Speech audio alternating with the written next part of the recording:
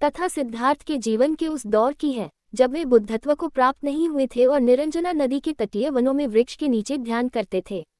सिद्धार्थ प्रतिदिन ध्यान करने के बाद पास के किसी गांव में चले जाते और भिक्षा मांगकर लौट आते। कुछ दिनों बाद उन्होंने भिक्षाटन पर भी जाना बंद कर दिया, क्योंकि एक गांव के प्रधान की छोटी बेटी सुजाता उनके लिए नित्य भोजन लाने लगी। कुछ दिनों के बाद उसी गांव का एक चरवाहा भी सिद्धार्थ से प्रभावित होकर उनके पास आने लगा।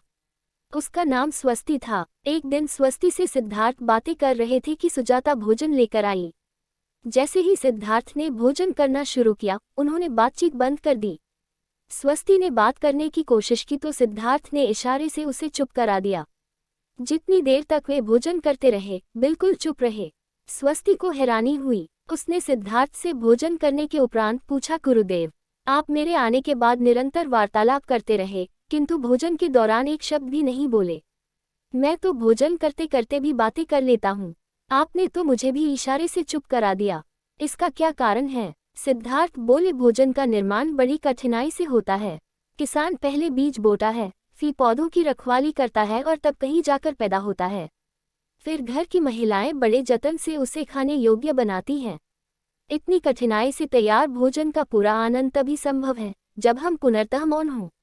यदि हम भोजन को पूर्ण शांति से मौन रहकर अच्छी तरह से चबा चबा कर खाएंगे तो यह आसानी से पचेगा, जिससे पेट कभी खराब नहीं होगा। मौन रहकर भोजन करने से भोजन का श्वास नली में जाने का खतरा भी नहीं रहता। अतः भोजन के दौरान मैं मौन रहकर उसका पूरा आनंद लेता हूँ। वस्तुतः शांति से किया गया भोजन न केवल शारीरिक भूख तृप्त करता है, बल्कि मानसिक आनंद और सात्विक ऊर्जा भी देता है।